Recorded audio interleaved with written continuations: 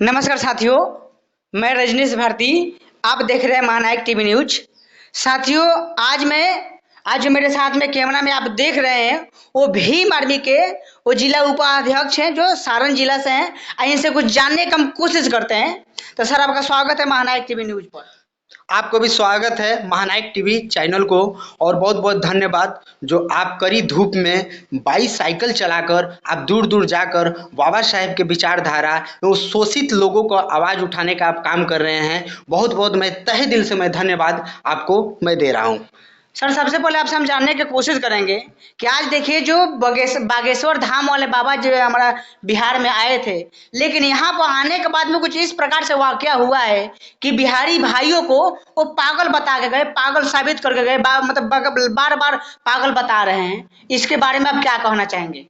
देखिए, इसमें हमें जो स्टेटमेंट जो मिला है पागल, ये जो धीरेंद्र शास्त्री जो बाबा है, ये अपना जो अंधविश्वास जो है बिहार में जो फैलाने का प्रयास जो कर रहे थे, और जो ये बिहारियों को जो पागल जो बोल रहा है, यानी वो बहुत ही निंदनीय और बहुत ही गलत उनका विचार है। यानी एक बिहारी 100 पे भारी। यानी देखा जाए कि बिहार के जो भी टैलेंटेड जो बंदे पैदा होते हैं वो पागल नहीं है। अगर बिहार से आईएएस, आईपीएस, डीएसपी जो भी पैदा हो रहा है बिहार से, आज जहाँ भी हर एक स्टेट में देखा जाए, ऐसा कोई स्टेट नहीं होगा कि बिहार के कोई बंदे वहाँ पे जाकर समाज का और एक समाज का उत्थान के लिए काम नहीं कर रहे हैं। तो ये स्टेटमेंट मैं बाबा बागेश्वर बाबा को मैं चीज़ इस मंच से, इस न्यूज़ से मैं बताना चाहता हूं कि वो पागल साबित करके, यानी अपने आप को एक जाहिल और अपने आप को बहुत ही गलत साबित करके गए हैं। तो सर, बात तो अगर देखा जाए तो इसका वो हो गया कि मान लीजिए कि जिसके थाली में हम खाते हैं उसी थाली में हम छेद करते हैं, जिसके घर में रहते हैं उसे कमजोर बताते हैं, पागल बताते हैं। इसका मायने तो यही हो गया।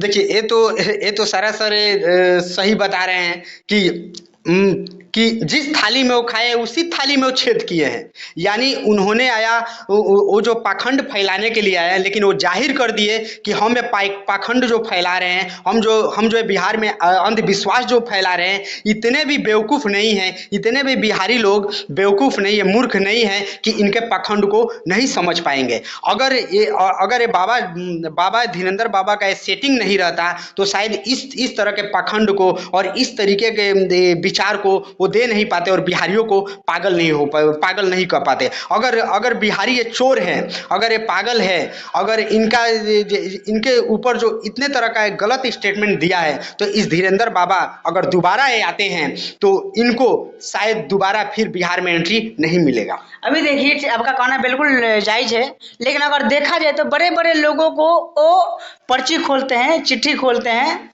इसका क्या मतलब राज है?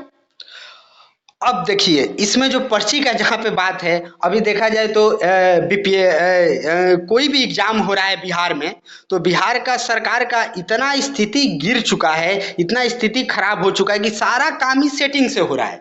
अगर बिहार में अगर कोई नौकरी का परीक्षा निकालना है तो उसके लिए सेटिंग चाहिए। वैसे ही धीरेंद्र बाबा भी पर्ची के माध्यम से लोगों को सेटिंग करके पर्ची खोल के जो नहीं बताना है वो भी बता दे रहे हैं। तो अगर ये सत्य रहता तो आप बताइए कि इतने श्रद्धालु जो है आज जो इनके धाम में आने से गायब हो जा रहे हैं, और इनके जो भी भक्त हैं, आज जो कोई भी लड़की हो, कोई भी उनकी श्रद्धालु को ही फंसा के वो लापता कर दे रहे हैं। तो ऐसे बाबा यानी फर्जी पर्ची खोल रहे हैं, जो खुद का पर्ची का कोई ठिकाना नहीं है इनका।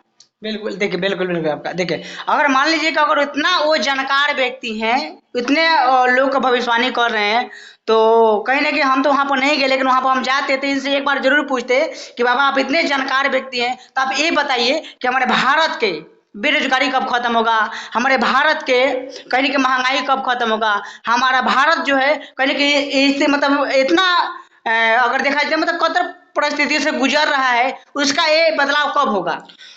अब सत्य बात तो यही है कि अगर सच में धीरेंद्र शास्त्री जैसे व्यक्तियों में अगर दम है तो आज जो है भारत का, बिहार का नहीं, भारत का जो दशा, जो दुर्दशा इतना खराब है, उनके आज इतना बेरोजगारी हो गया है, आज इतना स्थिति खराब हो गया है। अगर सच में उनके उनमें दम है तो इस परिस्थिति को बदलने का अगर तजुर्बा रखते हैं तो आकर बेरोजगारी ठीक करे। जिनके पास रोजगार नहीं है उनको रोजगार दिलाए, वो टाइम ले कि आपको रोजगार 2 से 3 साल में आपको रोजगार मिल जाएगा। ऐसे ऐसे प्रक्रिया को आप अपनाइए।